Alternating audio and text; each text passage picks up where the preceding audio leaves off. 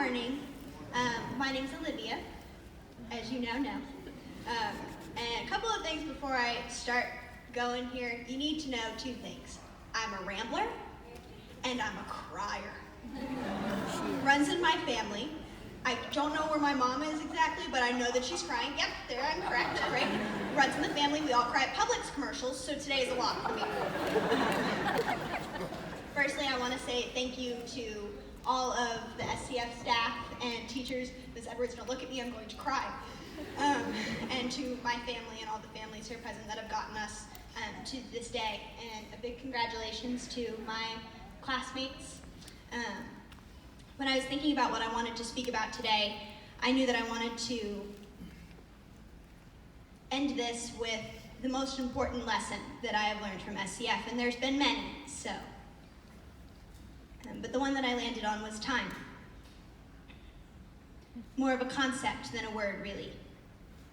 It has taken me all 4 years of high school to even begin to understand time. I'm still getting to know it, still learning about it, still trying not to take it for granted. When I first started SCF in my freshman year, I thought I had all the time in the world. There was way too much time between me and graduation, way too much time left in the school year, way too much time left in the day, and way too much time left in history class. I had very few friends, an abundance of homework, and I was desperate for time to hurry up and take me to senior year. Thankfully, those wishes were not granted. In 9th grade, I met a few people of great significance to both my high school experience and my understanding of time. An old friend, whose reappearance in my life reminded me that time is in fact not linear. It folds back in on itself repeatedly, always bringing up old friends and feelings and places and past times that you loved dearly and forgot. In freshman year, I also rediscovered my passion for music, one that I had somewhat abandoned in my pleas for time to sweep me away. I found a new way, a better way, to spend my time. Sophomore year, my friend Vivi and I began writing a musical, the crowning achievement of my high school career, or one of them. A crazy dream that no one quite believed in other than Mr. Niels, that we dedicated exactly 1 hour a day to. For 60 minutes, Monday through Friday, we would hide out in Mr. Niels' prop closet and weave our own jokes and words together to bring the show to life.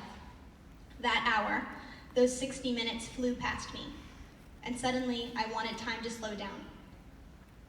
And then all of a sudden the show was finished. It was written, and we were casting and rehearsing and choreographing and rewriting and stressing and crying. And suddenly it's tech week, and then dress rehearsal, and it's this crazy whirlwind, and it's not ready, and there's not enough time. And then the curtains open, and time stops.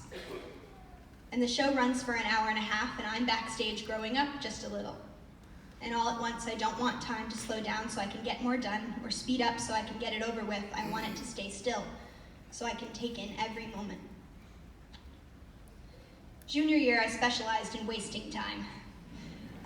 I adapted a live-in-the-moment lifestyle, completely disregarding time's previous lessons and ignoring everything I thought it might try to teach me in the future. I didn't care about consequences or what happened tomorrow. All I knew was that I was 16 years old and in college, meaning I was in possession of more freedom than I had ever had before. So I started to abuse my time. I favored hanging out with friends over attending classes. I favored writing songs over studying for algebra. I favored doing what I wanted to do instead of doing what I knew that I should do. But in spite of this, junior year was a lesson worth learning. Junior year was filled with some of the best people I have ever known. Not just friends, but family. And if I've learned anything in my time at SCF, it's how much you can learn from the people around you. In junior year, I learned not to fear time, not to take it for granted. I learned how to be intentional with my time, how to avoid falling into the habits of a time waster, and I learned how valuable my time is. Time is precious, and how you spend it speaks volumes about the condition of your heart. Junior year grew me into who I am in no time at all. I have found that wisdom is not measured by years, as some of the wisest people I know are younger than I am. And if that doesn't say something about time, I don't know what will. A year ago today, I sat in those chairs and looked up at this stage, and I closed my eyes. And now I'm here. Senior year, here it comes.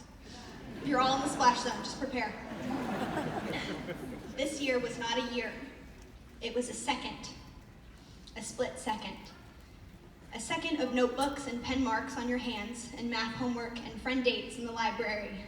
A second of screaming the lyrics to your favorite songs in the car with all the windows down.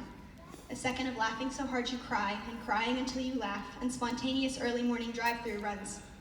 Of reading outside in November, of writing letters that break your heart, of college applications, of scholarships and seminars and 3,000-word essays due in an hour, of first dates and first kisses and first I love you and I mean it, of acceptance letters to schools you stressed over for months, of music and dancing and a billion to-do lists, of playlists that look like the inside of your mind, of binge watching Netflix and regretting it the next morning, of club meetings and members that become family, of fancy dresses and too big shoes that you abandoned an hour into a beautiful night, of impromptu accidental photo shoots, and did I mention the dozens and dozens of to-do lists, of competitions, of dances, of friends and family, and firsts and lasts and all the in-betweens, of youth groups and worship and drama and frustration, of too many responsibilities and purposeful prayers, of inside jokes and cookies for breakfast and calendar pages floating to the floor, of ball gown shopping and wearing sweatpants to class, of real conversations and broken guitar strings, of plans that don't work out and shows that go better than you hoped,